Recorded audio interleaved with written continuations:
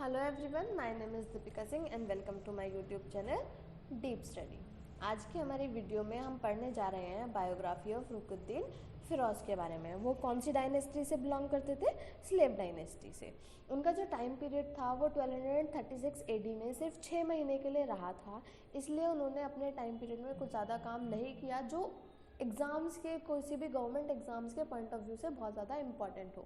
लेकिन इनकी बायोग्राफी बहुत ज़्यादा इंपॉर्टेंट हो जाती है रज़िया सुल्तान के पॉइंट ऑफ व्यू से, क्योंकि रज़िया सुल्तान का जो टाइम पीरियड था, रज़िया सुल्तान कैसे रूलर बनी, कैसे वो पावर में आई, वो सब यहीं से शुरू होता है। तो आइए शुरू करते हैं अपनी वीडियो। रुकुद्दीन फिरोज़ दिल्ली सल्तनत के फोर्थ रूलर थे। उनका रीजन टाइम पीरियड था अप्रैल मई 1236 से नवंबर 1236 तक। उनका जन्म कब हुआ इसके बारे में ज़्यादा कुछ जानकारी नहीं है। उनके फादर का नाम था इल्तुतमिश, उनकी मदर का नाम था शाह तुर्कन और उनका रिलीजन था इस्लाम। उनकी मृत्यु 19 नवंबर 1236 को हुई। उन्हें सुल्तानगरी दिल्ली में दफनाया गया। इसके बारे में हम थोड़ा ग्राफ के ज़रिए समझने की कोशिश करते हैं। शमशुद्दीन इल्तुतमिश के बारे में मैंने पहले भी एक वीडियो बनाई हुई है। अगर आपने अभी तक वो वीडियो नहीं देखी है तो जाकर ज़रूर देखिए, इसका लिंक आपको मेरी डिस्क्रिप्शन में मिल जाएगा। शमशुद्दीन इल्तुतमिश की वैसे तो बहुत सारी पत्नियां थी, लेकिन हम दो मेन इम्पॉर्टेंट के बारे में यहाँ पर पढ़ने जा रहे हैं। उनमें से पहली हैं शाह तुर्कन और दूसरी हैं तुर्कन खातून। शाह तुर्कन के दो बच्चे थे, पहला नशारुद्दीन मोहम्मद और दूसरा रुकुद्दीन फिरोज़। नशारुद्दीन मोहम्मद को इल्तुतमिश अपना नेक्स्ट रूलर बनाना चाहते थे, नेक्स्ट सक्सेसर बनाना चाहते थे, लेकिन उस इल्तुतमिश की डेथ से पहले ही नशारुद्दीन मोहम्मद की डेथ 1229 में हो गई। रुकुद्दीन फिरोज़ के बारे में हम इस वीडियो में पढ़ने वाले हैं। उनकी दूसरी बीवी तुर्कन खातून के भी दो बच्चे थे, जिसमें से एक था रज़िया सुल्तान और दूसरे थे मुइज़ुद्दीन बहरम। रुकुद्दीन फिरोज़ के बाद रज़िया सुल्तान नेक्स्ट रूलर बनी और रज़िया सुल्तान के बाद मुइज़ुद्दीन बहरम। हिस्टोरिकल फैक्ट, ये किताब है तबाक़त-ए-निसारी जो मिन्हाज सिराजी ने लिखी थी पर्शियन लैंग्वेज में। Tabaqat e Nasiri was written in 13th century by Minhaj e Siraj in Persian language. 13th century में लिखी गई थी मिन्हाज-ए-सिराज के द्वारा फारसी भाषा में। This book contain the information of Muslim rulers from Mohammad Ghori to Nisaruddin. इस बुक में मुस्लिम रूलर्स के बारे में डिस्क्रिप्शन में दिया हुआ है कि कब कैसे इंडिया पर आक्रमण हुआ, कैसे वो मुस्लिम रूलर्स ने इंडिया पर रूल करना शुरू किया। मोहम्मद गौरी से लेकर निसारुद्दीन तक पूरे डिस्क्रिप्शन डिटेल स्टडी दी हुई है। Next, history of Ruknuddin Firoz ruler कैसे बने, वो पावर में कैसे आए, उसके बारे में हम यहाँ पर पढ़ेंगे। Iltutmish has groomed his eldest son Nisaruddin Mahmud to be his successor, but this son died unexpectedly in 1229. Iltutmish अपने बड़े बेटे निसारुद्दीन मोहम्मद को अपना सक्सेसर बनाना चाहते थे, नेक्स्ट रूलर बनाना चाहते थे, लेकिन उनके बेटे की डेथ 1229 में हो गई। Nisaruddin Mohammad was buried in Delhi and Iltutmish built a tomb over his grave and named as सुल्तान घरी। निसारुद्दीन को दफनाया गया दिल्ली में और इल्तुतमिश ने उनकी ग्रेव के ऊपर एक टॉम्ब बनाया जिसको सुल्तान घरी का नाम दिया गया।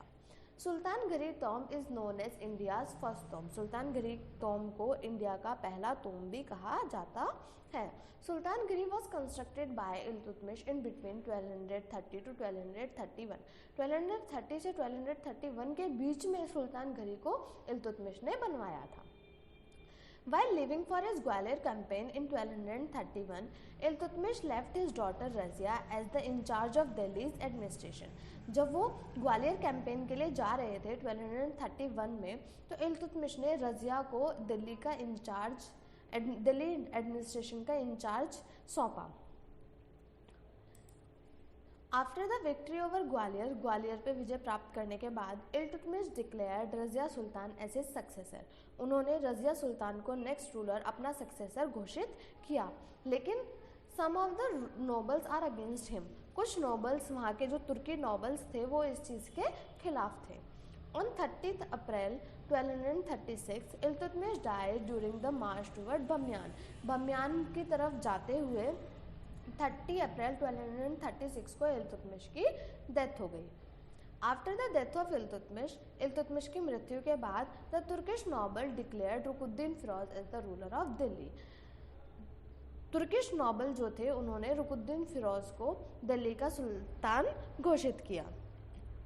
He was assigned the Iqtas of Badaयूं in 1228 when he was not the ruler of Delhi।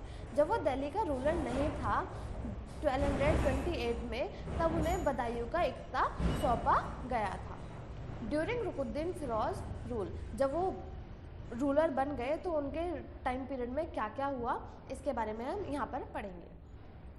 He was considered as non-capable ruler because during his period the administration is completely under his mother Shah तुर्कन। उनको एक नाकामयाब ruler की तरह जाना जाता है क्योंकि उनके टाइम पीरियड में जो पूरी सत्ता थी, पूरा एडमिनिस्ट्रेशन था, वो उनकी मदर शाह तुर्कन के अंडर में था। Shah Turkan was originally reputed for charitable and religious donation. Shah Turkan जो थी वो बहुत ज़्यादा चैरिटी करती थी और उन्हें धार्मिक डोनेशंस ज़्यादातर वो दिया करती थी, इसके लिए बहुत ज़्यादा उन्हें जाना जाता था। Shah Turkan started atrocities on all the wifes of Iltutmish in which Razia is also included.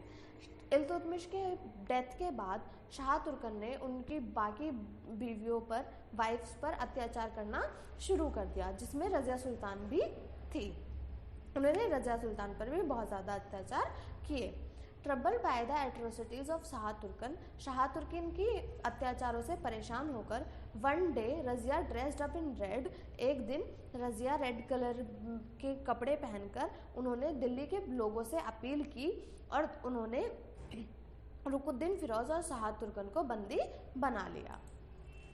In November 1236, Razia Sultan was appointed as the ruler of Delhi सल्तनत। दिल्ली सल्तनत के रूलर अपॉइंट किया गया 1236 में। Ruknuddin Firoz ruled over Delhi only for 6 months and 28 days।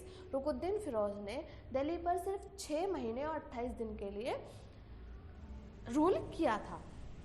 Ruknuddin Firoz was also buried in Sultanghari Delhi. Ruknuddin Firoz को भी सुल्तानगरी दिल्ली में ही दफनाया गया था। ये आप यहाँ पर इमेज देख सकते हैं सुल्तानगरी दिल्ली, जहाँ पर इल्तुतमिश के बड़े बेटे निसारुद्दीन मोहम्मद को सबसे पहले दफनाया गया था। उनका तोम बनाया गया था, उसके ऊपर उसे सुल्तानगरी के नाम से जाना जाता है। उसके बाद रुकुद्दीन फिरोज को भी सुल्तानगरी दिल्ली में ही दफनाया गया। मेरी वीडियो को यहाँ तक देखने के लिए बहुत बहुत शुक्रिया। और अगर आपको मेरी वीडियो पसंद आई हो तो लाइक करें, शेयर करें, कमेंट करें और सब्सक्राइब करें और बेल आइकन को दबाना ना भूलें, जिससे कि आपको मेरी लेटेस्ट वीडियो का नोटिफिकेशन मिलता रहे। Thank you for watching.